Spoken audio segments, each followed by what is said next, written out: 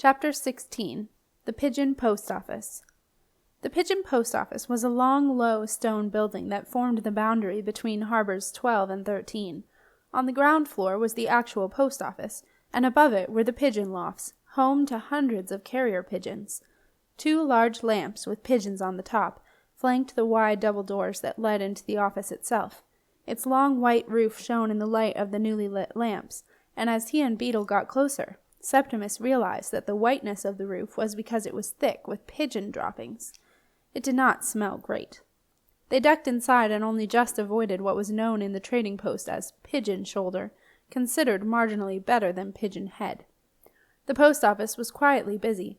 A line of businesslike white lamps hissed softly overhead, reminding Beetle of F&I Grebe's basement. Along the length of the office were 7 counters with signs reading, Send, Receive, Late, Lost, Found, Spoiled, and Complaints, all of which had 1 or 2 people waiting, apart from Complaints, which had a long line. Septimus and Beetle made their way to Send. They waited patiently behind a young sailor, who was soon done, and less patiently behind an elderly man, who spent a long time writing his message, and then argued at length over the cost. He eventually wandered off grumbling, and joined the line at Complaints. At last they stepped forward to the counter. Wordlessly the tight-lipped clerk, a gray and dusty man with what looked suspiciously like a bad case of pigeon head, handed them a form and a pencil. Beetle made a request, and then very carefully Septimus filled in the form. Recipient: Marcia Overstrand, Extraordinary Wizard. Address: Top floor, the Wizard Tower, the castle, the small wet country across the sea. Sender: Septimus Heap. Address of sender: The Keris, Berth 5, Harbor 12, the Trading Post. Message: 1 letter, space or punctuation mark only in each square of grid. Dear Marcia, arrived safely. Everyone here. All well but return delayed. Spitfire very tired. We are on Milo's ship. We have not left yet but will ASAP. Love from your senior apprentice, Septimus, XXX. P.S. Please tell Mrs. Beetle that Beetle is fine. Service required. Select 1 only. At our convenience, Express. He circled Express and handed in the form.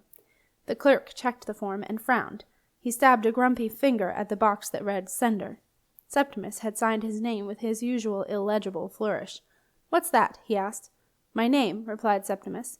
The clerk sighed. Well, that's a start, I suppose. So where are the actual letters, then? Do you want me to write it again? Asked Septimus, trying to keep his patience. I'll do it, snapped the clerk. Okay. So what is it? What is what?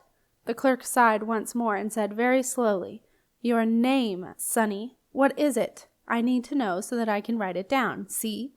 Septimus was not surprised that there was a long line at the complaints counter. Septimus Heap, he said. Laboriously, the clerk got out a glue pot and stuck a piece of paper on top of the offending signature. He got Septimus to spell out his name 3 times and made a good deal of fuss writing it down. At last he finished and tossed the message into a box marked Sealing and Dispatch. A general sigh of relief accompanied Septimus paying the postage and at last leaving the counter. Hey, you! Septimus Heap! A voice called out. Septimus spun around and saw the clerk at the receive counter, beckoning to him. I got a message for you. Me? Septimus went up to the counter. The clerk at the receive counter, a former sea captain with a bushy white beard, was a distinct improvement on the clerk at the send counter. He smiled. You are Septimus Heap, aren't you? Septimus nodded, puzzled. Yes, but I'm not expecting any messages. Well, ain't it your lucky day, then? Said the clerk, and handed Septimus a small envelope with his name printed on it in the distinctive pigeon post type. Sign here, please, said the clerk, and pushed a piece of paper across to Septimus. Somewhat self-consciously, Septimus signed his name, and pushed the paper back to the clerk, who made no comment. Thank you, said Septimus. You're welcome, said the clerk with a smile. We're open until midnight if you want to send a reply. Next, please. Septimus and Beetle stopped under a lantern a safe distance away from the pigeon post office. After glancing up to check that there were no pigeons roosting above, Septimus opened the envelope, which was stamped in red with the words, PPO Non-Standard Message Safety Envelope. He drew out a scrappy piece of paper, and as he read, a look of bafflement spread across his face. What does it say? Asked Beetle. I don't understand. It's a recipe for cabbage soup. "Turn it over," said Beetle. "There's writing on the other side." Oh, it's from Aunt Zelda. But how does she know? What does she say? "Dear Septimus, enclosed are the instructions for your safe charm. I forgot to give them to Barney Pott. Do not hesitate to use it if you need to. It will be loyal and true. Best love, Aunt Zelda. XXX. Oh, bother. Bother. Bother what, Sep? Asked Beetle. The safe charm.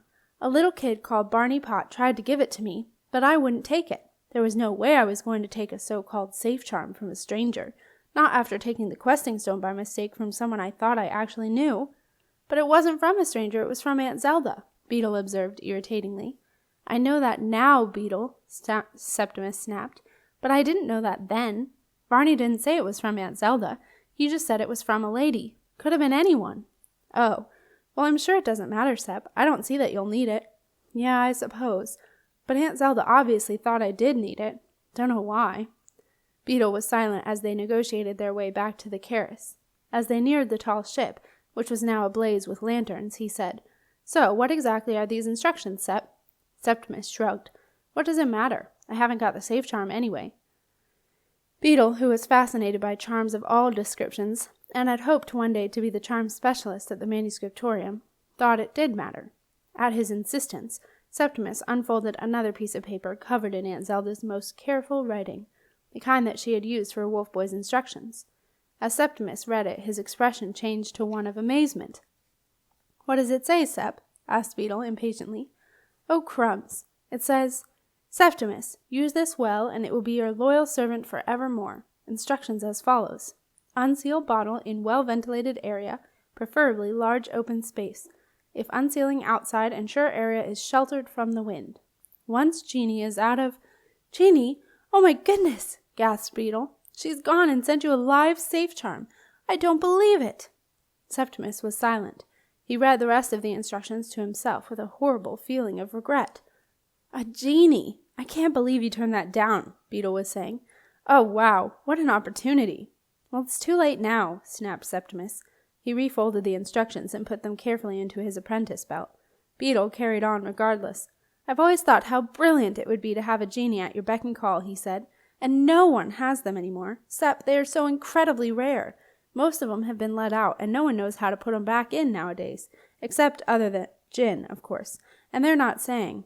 Phew, fancy passing up a chance for that. Septimus had had enough. He turned on Beetle. Look, just shut up about it, will you, Beetle? Okay, I didn't take it, and okay, maybe that was stupid, but I didn't, and that is the end of it. Hey, calm down, Sep. I never said it was stupid. But look, maybe what?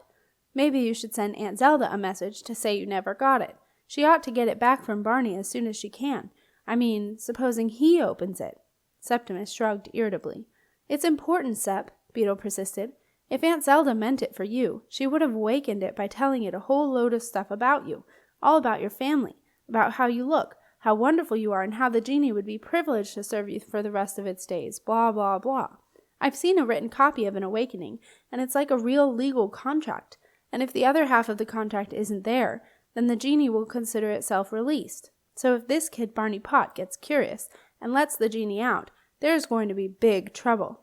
The genie will be free to cause havoc, and you can bet it will, too. The only person who can have any hope of controlling it is the one who awakened it. Aunt Zelda, said Septimus. Yep, you have to tell her, Sep. Septimus and Beetle had reached the Keris. The immaculately uniformed sailor bowed as Septimus stepped onto the gangplank. The sailor bowed once more as he stepped straight off. Okay, Septimus sighed. You're right.